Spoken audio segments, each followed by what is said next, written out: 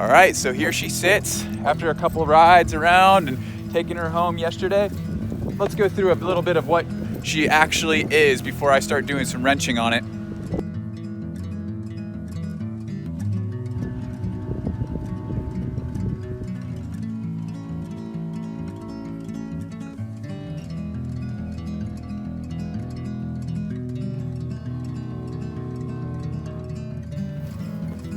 All right, guys, I'm super stoked on this one.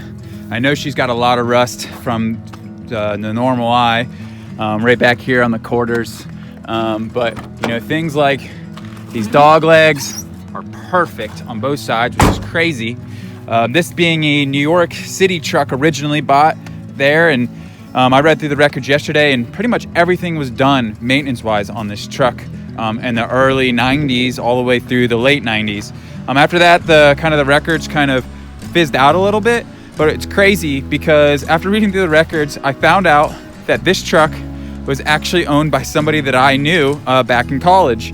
She used to drive this truck to my first years of college, and I remember commenting on it.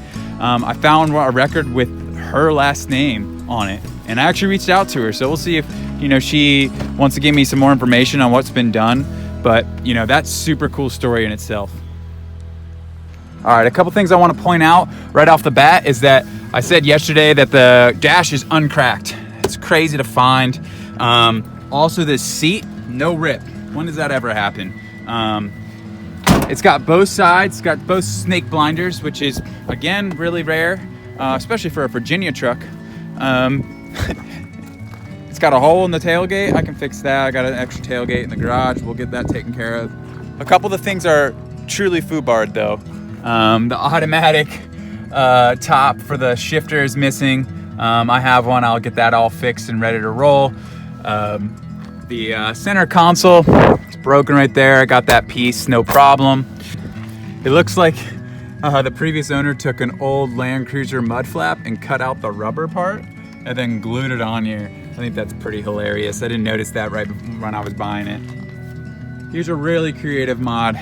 This guy had a lot of aftermarket Toyota stuff, but this is actually from an old 80s 4Runner. So he screwed that on.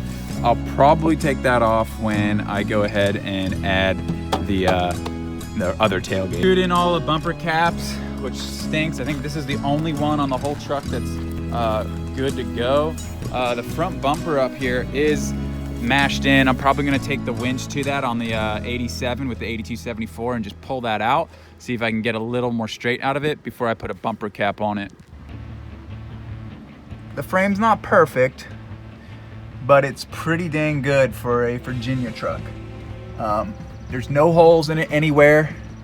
That's one of the reasons why I wanted to take it home yesterday.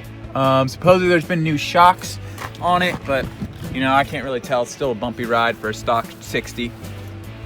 That's from a Toyota 4Runner, that muffler. Look how jerry-rigged that is on there. That is just hilarious.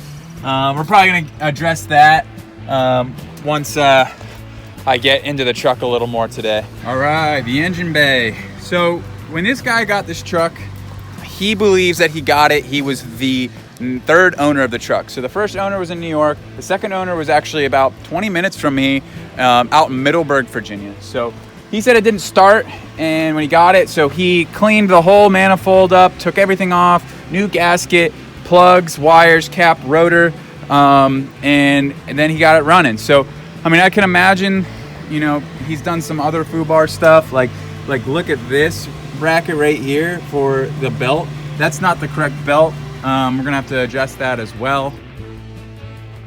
The radiator is leaking. If you see right there, that is all JB weld that's on the radiator.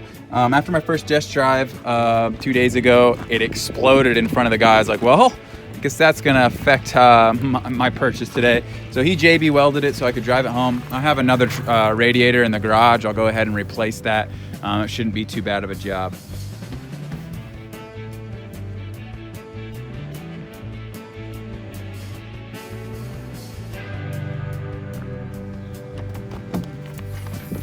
Ooh, look at those hood struts. So he did go ahead and replace these. It's like a lethal weapon now when it opens. Just a little crazy. A couple things that he did give me. Look at this old Mitsubishi incline meter. It's freaking cool. And this old CB radio that he was gonna put in. I thought that was pretty cool as well. Got the original toolkit, classic. He took these off, which I always recommend to take those hub covers off. They just rust to the aluminum, so no good there. Spare tire. But everything else back here kind of checks out. It sucks I don't have the headrests right there. It is what it is. So as you guys saw yesterday, I biked and took a bus and a train to get this truck. Tell me about in the comments, what's the craziest thing you've done to get a vehicle of your choice?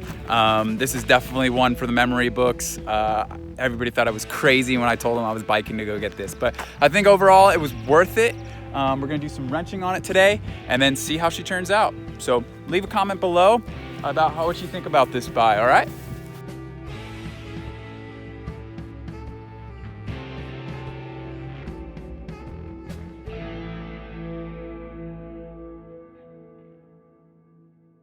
All right, guys, here's the list. It's just pretty hobbled together. She needs a couple things, but that's what we're gonna do. This is a new project, just a little guy. Shouldn't take too long to do this list of things. The biggest things is rust repair, exhaust, stuff like that I'm not the best at. I might have to source some help, but we'll see. So come along for the ride. Hope you enjoy it.